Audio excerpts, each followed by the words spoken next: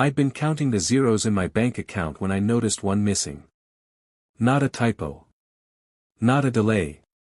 An entire 6 figures gone. I didn't panic. Panic is for people who think they can lose everything. I've already lost worse: my wife, my youth, my faith in family. Money was just the last thread. The withdrawals were timed perfectly, just under reporting limits, spread over months. Whoever did it knew the rules. They also knew my routines. And they knew I wouldn't notice immediately. I did notice, but only after my lawyer called to confirm I'd signed over a small commercial property to a private investor. I hadn't. My signature was there in black ink, steady as if I'd sat down with full intention. Except I hadn't touched a pen that week. I didn't need a handwriting expert. I recognized the imitation instantly. I'd taught my eldest grandson to forge my name, once, as a party trick, back when his mother thought it was cute. He remembered the lesson. That was 2 days before I heard the audio. A friend in the hotel business had called, voice low and hesitant. He'd overheard a conversation in one of his lounges. My grandson's. My own blood. Laughing over drinks about putting the old man somewhere safe, which is polite code for a care facility. Somewhere I'd be surrounded by crossword puzzles and stale soup while they sold off the last of my holdings. I asked my friend for the recording. He sent it that night. The sound was clear, ice clinking in glasses, low music in the background, and my name spoken like it was already carved into a tombstone. I listened 3 times. Not because I couldn't believe it, but because I could. In public, we are an unshakable dynasty. Sunday brunches with polished silver, charity galas where photographers capture our smiles. People see the image and think, that is loyalty, that is love. They don't know the rotting that happens quietly, behind closed doors. They don't know that the very people shaking my hand at fundraisers are also shaking hands with my competitors, trading pieces of my life for their next deal. That night, I poured myself a drink and sat in the dark, staring at the family portrait above my desk. The smiles looked like teeth bared in warning. I knew what came next. Not confrontation. Not shouting. That would only give them the chance to lie, to spin. No, this required patience. And when the moment came, it wouldn't be in my study, or behind closed doors. It would be in a place where they couldn't run, couldn't talk over me, and couldn't pretend. The first step was to choose the stage. And I already knew the perfect one. The ballroom came to me before the plan did. I'd attended a corporate retirement party there years ago, crystal chandeliers, gold trim, a floor polished to a mirror's shine. A room that magnified status. Perfect for taking it away. But a stage means nothing without an audience. I needed theirs to be more than family. I needed faces they respected, feared, or depended on. The kind of witnesses whose silence afterward would feel like exile. That night, I made a list. It started with their business partners, the ones who believed my grandchildren were pillars of stability. Then came the rivals, men and women who'd salivate at the first crack in their armor. Finally, the journalists. Not the gossip kind, the ones who write in ink that never fades. By morning, I had 50 names. All would get the same invitation, a milestone celebration for my 80th birthday. Black tie. Exclusive. I worded it so no one would refuse. The booking was easy. The hotel manager didn't question my request for a full AV setup and a private technical crew. I told him it was for a family memories presentation.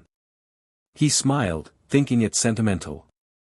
I smiled back, thinking it surgical. The real work was evidence. I started with the bank. Every withdrawal, every transfer, traced. Dates, amounts, and destinations neatly listed. Then the forged property sale, notarized copies, official seals, proof that their greed wore a suit. Next came the audio. I had it cleaned by a specialist so every word was clear. No one could claim misunderstanding. Photographs were harder. I hired a man who blended into crowds like smoke. He followed them for weeks, capturing handshakes with my competitors, backroom meetings, and one particularly damning image of my youngest grandson passing an envelope across a cafe table. Finally, the texts. My phone bill is old-fashioned, itemized, physical paper.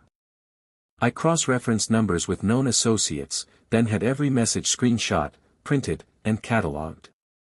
I didn't need interpretation. The greed spoke fluently. Each piece of evidence went into a leather portfolio. Not to hand out, to scan and project 10 feet tall. There's something about seeing your crimes looming over you that makes denial impossible. By the end of the week, the plan was complete. But it wasn't enough to expose them. I needed one final stroke, something that wouldn't just humiliate them, but erase their power entirely.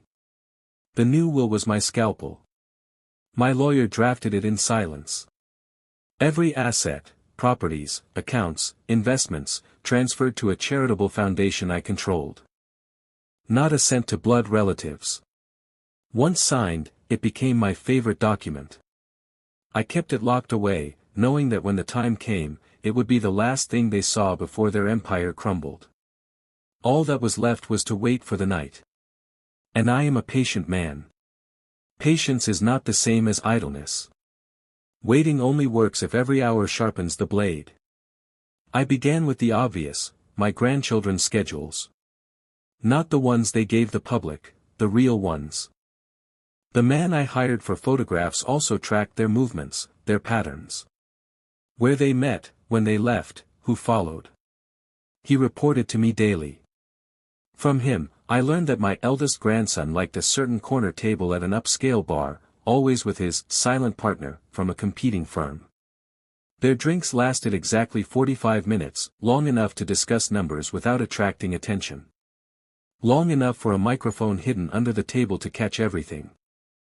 The middle one, my only granddaughter, was less discreet. She used her office email for personal deals, sending proposals to my rivals from a corporate account, thinking a polite signature line made it legitimate. My IT contact intercepted every one. The youngest was reckless in a different way. He thought switching to encrypted messaging apps made him invisible. It didn't. The investigator had his phone mirrored within a week. Every late-night text about finding buyers for my assets pinged directly to my desk. I built profiles for each of them. Pages of dates, names, amounts, and locations.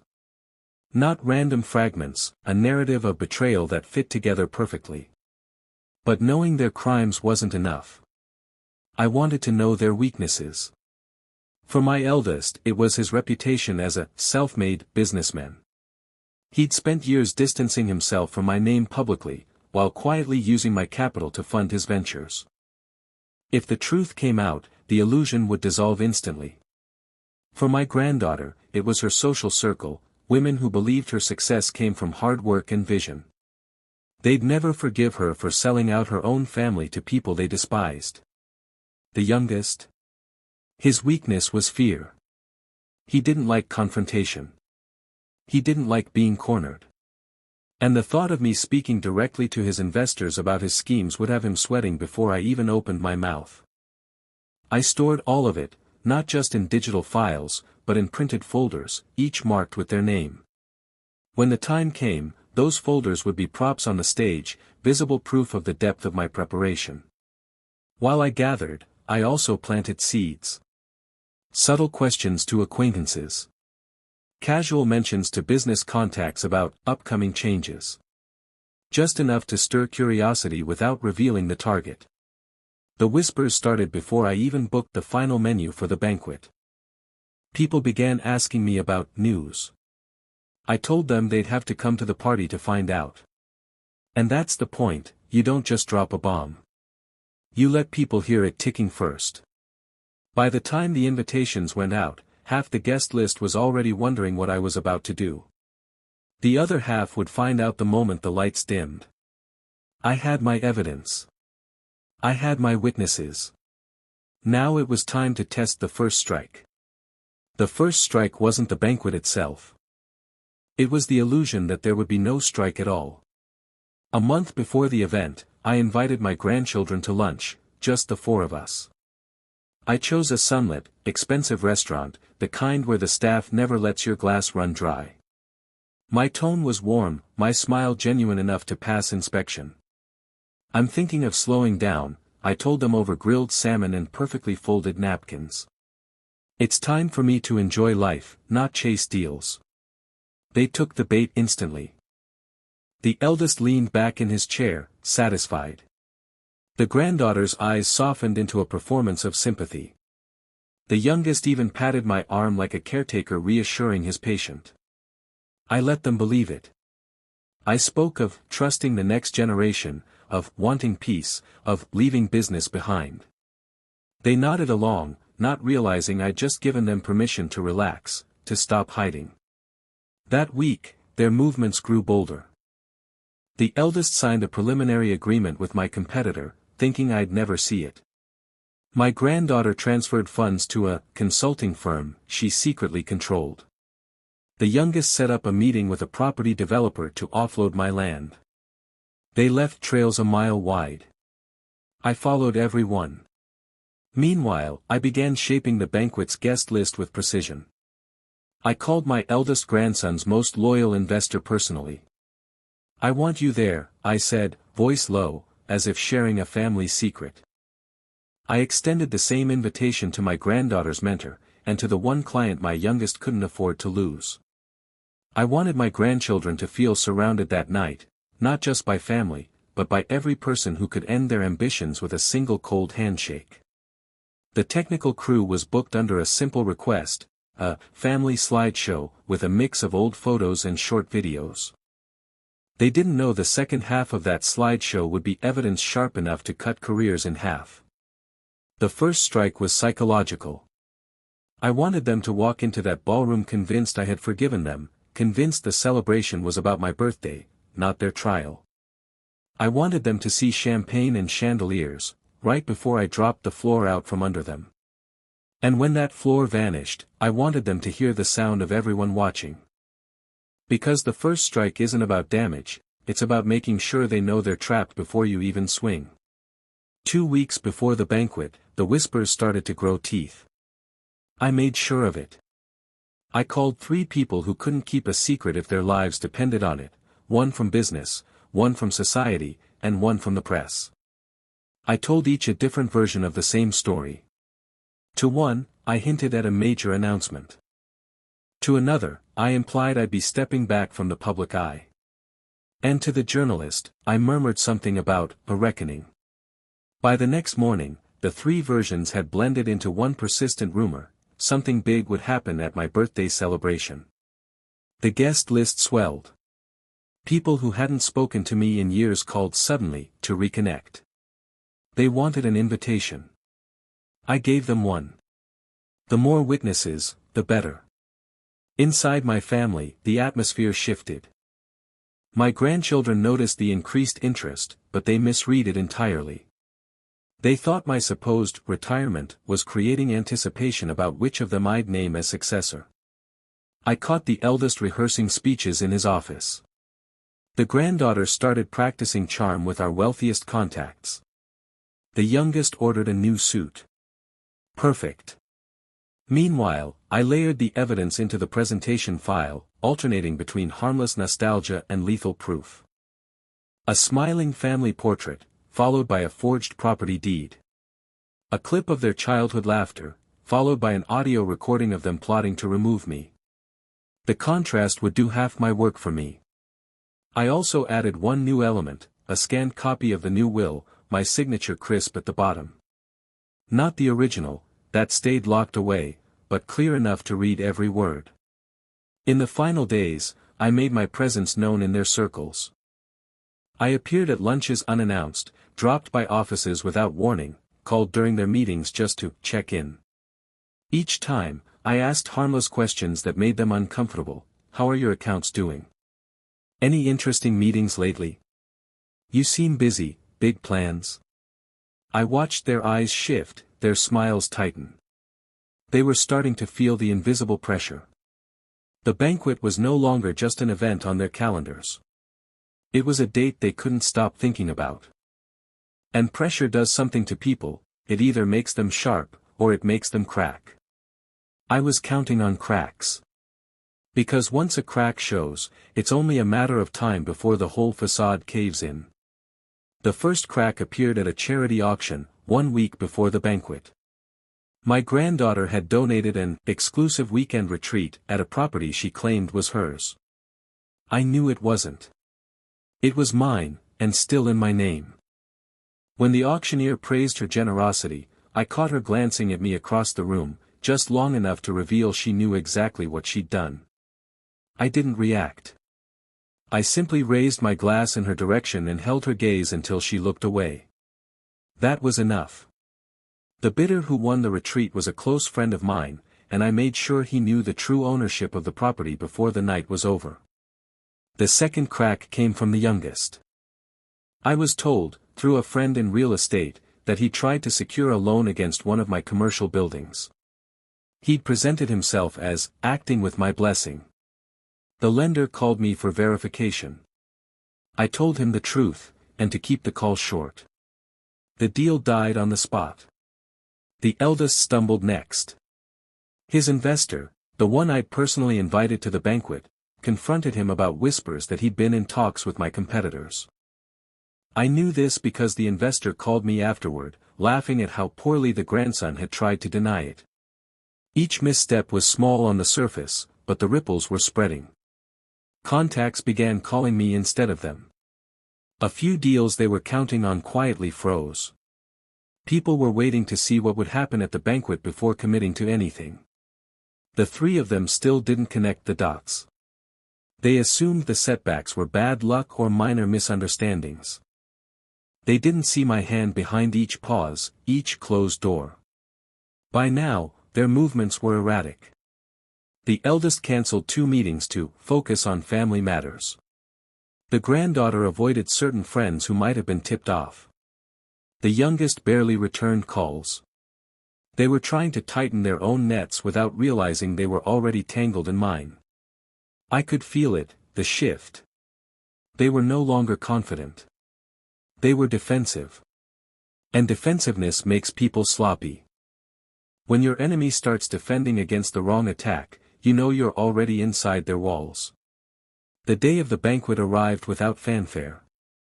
I didn't send reminders, didn't post anything public. The silence was deliberate, the kind that makes people lean forward, wondering if they're about to miss something. The ballroom smelled of polished wood and fresh flowers. Gold-trimmed glasses sparkled under chandeliers, and every table was dressed in white linen so crisp you could hear it when touched. I stood in the corner as guests began to arrive, watching them greet one another with the false warmth that only high society can master. My grandchildren entered separately, each wearing the smile of someone expecting good news. The eldest shook hands like a man already crowned. The granddaughter air-kissed every contact worth more than $1 million. The youngest laughed too loudly, as if to prove he belonged. They didn't notice that the seating arrangements kept them at separate tables, each surrounded by people they needed to impress. I'd made sure of that. They wouldn't be able to huddle, to strategize. The first half of the evening went exactly as they expected: champagne, polite speeches, a short toast from me about family and legacy. Cameras flashed. The air was thick with the scent of expensive perfume and cooked ambition. Halfway through the second course, I gave the signal. The band faded into silence, the lights dimmed, and a screen the size of a wall flickered to life. It began with childhood photographs, beach trips, birthday cakes, awkward teenage smiles. Laughter spread through the room. Even my grandchildren smiled, their guards down, certain this was my sentimental farewell. Then the first bank statement appeared. No narration. Just dates, amounts, and a highlighted account number that wasn't mine. The laughter faltered. People shifted in their chairs. The eldest froze mid-sip. The next slide showed a photograph, my granddaughter, head bent toward my competitor, an envelope between them. Then came the audio clip. Her voice. Clear. Calculated. A murmur rippled through the room. I stood perfectly still, hands clasped behind my back, eyes on the screen. Slide after slide, the warmth drained from the air, replaced by a silence that cut sharper than any shout. And then. I heard it, the sound of my youngest grandson's chair scraping back, his voice low but urgent as he whispered to the person beside him. The trap had sprung. And they still didn't know the final blow was coming in less than 3 minutes. The first sign of panic was in their eyes. The eldest was no longer looking at the screen, he was scanning the room, trying to measure the damage in real time. He found his investor staring straight ahead, jaw tight. The connection between them broke without a word. My granddaughter sat rigid, her smile gone, her hands clasped so tightly in her lap her knuckles whitened. The mentor she'd fought to impress for years was leaning away from her, as though distance could erase association. The youngest kept glancing toward the exit, as if calculating whether it was better to leave and look guilty, or stay and drown. The presentation rolled on. The audience no longer moved. Forks stayed on plates, wine glasses untouched. The murmurs had stopped, people were now listening as though this were a boardroom presentation deciding the fate of an empire. Then the audio clip played, my grandsons at the lounge, joking about putting the old man somewhere safe. The room didn't gasp. It went dead quiet. I could feel the shift, the moment when pity dies and judgment takes its place. That was when my eldest broke. He half stood, leaning toward me across the room. "We can explain," he said, voice cracking just enough to betray him. I didn't answer. The silence made his plea sound smaller. The next slide was the photograph of all three of them at a private dinner with my chief competitor, time-stamped exactly 3 weeks before they told me they hadn't spoken to him in years. Someone in the audience laughed once, sharp and humorless. That hurt them more than 100 insults. The granddaughter tried to whisper something to her mentor. The woman didn't even turn her head. The youngest dropped his gaze entirely, staring at the tablecloth like it might swallow him whole. And then the final slide appeared, the new will. My voice, calm, clear, filled the speakers, reading each line. No bequests. No allowances. Every asset directed to the charitable foundation. Gasps this time. A few eyes darted toward the journalists, who were already taking mental notes. I clicked the remote. The screen went black. And I stayed silent, letting the weight of that last image press down on them until they could barely breathe. Because I wasn't done. Not yet. The confrontation was next, and it would happen in front of every person still watching. The lights came up, but no one moved. The silence was heavier than any speech could be. I stood at the front of the room, not behind a podium, not elevated on a stage, eye level with them. I wanted them to feel that closeness. "You've all seen enough," I said, voice even. "Now you know who they really are." No one dared interrupt. My grandchildren sat like defendants waiting for sentencing. I walked toward the eldest first. "You sold my trust to my competitor. You took my name when it served you and buried it when it didn't. Tonight, your investor knows the truth, and I don't think he'll keep funding a lie." He didn't speak. His hands were flat on the table, but I saw the tension in his shoulders. "To my granddaughter," I said, "you traded family loyalty for short-term gain. Every partner you've charmed will see this for what it is, a transaction. And when people know you'll sell your own blood, they won't risk being next." She opened her mouth, but the look from her mentor silenced her. I turned to the youngest. "You thought fear would keep me quiet. That if you pushed hard enough, I'd disappear. Tonight, the only thing disappearing is your future in this city." His eyes were wet, but he kept them down. Then I stepped back, addressing the entire room. "I built this family's name over 5 decades. They've spent the last few years selling pieces of it for scraps. That ends now. My estate is secured, my will is final, and every contract they've touched will be reviewed by people who don't answer to them. A ripple of movement went through the guests, subtle nods, exchanged looks, the quiet language of doors closing in unison. I didn't raise my voice. I didn't need to. The facts had already done the work. I took my coat from the back of my chair. "Enjoy the rest of your evening," I said. "It will be your last in this company." And then I walked out, leaving them under the weight of every pair of eyes in the room.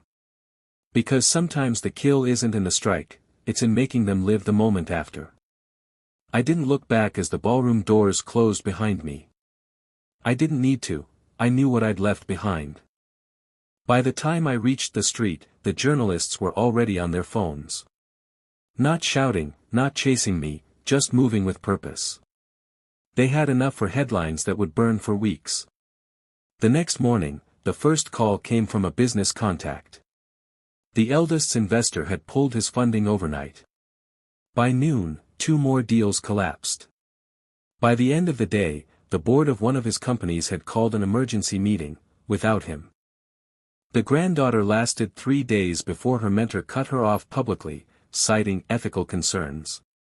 The withdrawal of endorsements spread faster than the footage itself. The invitations to her social calendar disappeared as if they'd never existed. The youngest tried to recover by calling me.